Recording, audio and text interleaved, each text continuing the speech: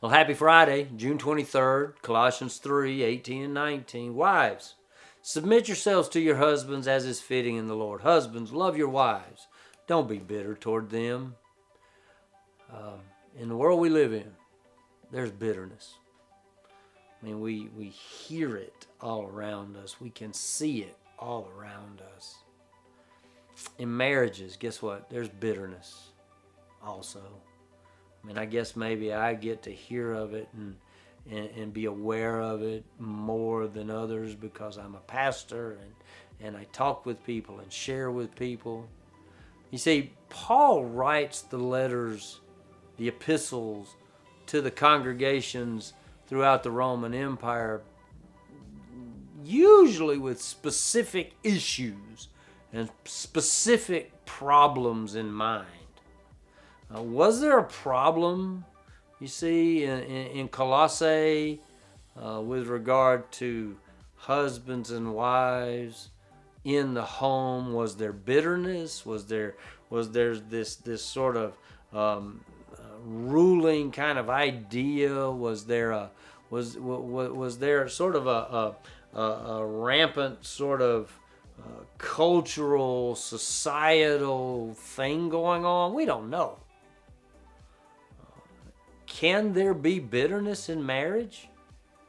In Colossae? Yeah, of course. Can there be bitterness in marriage in my house or in your house?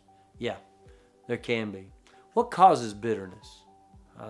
I believe this goes back to the whole cultural thing of selfishness, the sin of self, the sin of self-service and self-promotion and self-aggrandizement and self-pursuit.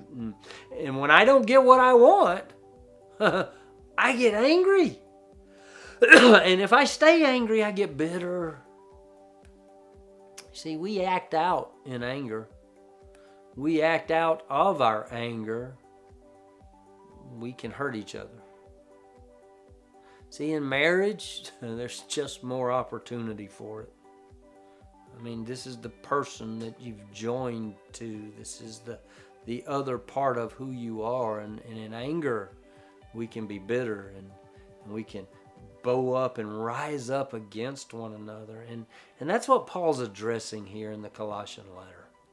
That in marriage, there's supposed to be this mutuality, this completion, this wholeness, this love that goes beyond just what we call love in our culture and society.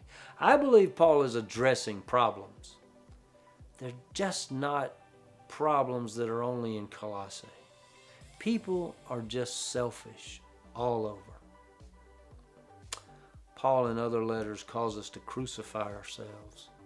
We've got to be willing to die to Jesus. We've got to be willing to die for Jesus. And husbands, we've got to be willing to die for our wives.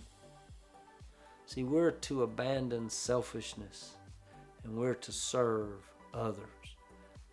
I happen to believe in the home, the first opportunity we have to serve is our spouses. This happens more often in marriage. You see, this idea of in marriage we get to love the person closest to us. But because of sin and because of brokenness, this animosity and anger and hurt, it can cause broken homes. Can I just say this? Brokenness can only be healed in Jesus. You see, Jesus heals our brokenness. Jesus can heal brokenness in relationship. Jesus can heal broken marriages. See, we have to surrender ourselves and submit ourselves to God. We have to receive the healing, the regeneration that Jesus offers. This picture in Colossians 3 is not about control. It's about relationship. Verse 18, wives, submit yourselves to your husbands as is fitting in the Lord. Husbands, love your wives. Don't be bitter toward them.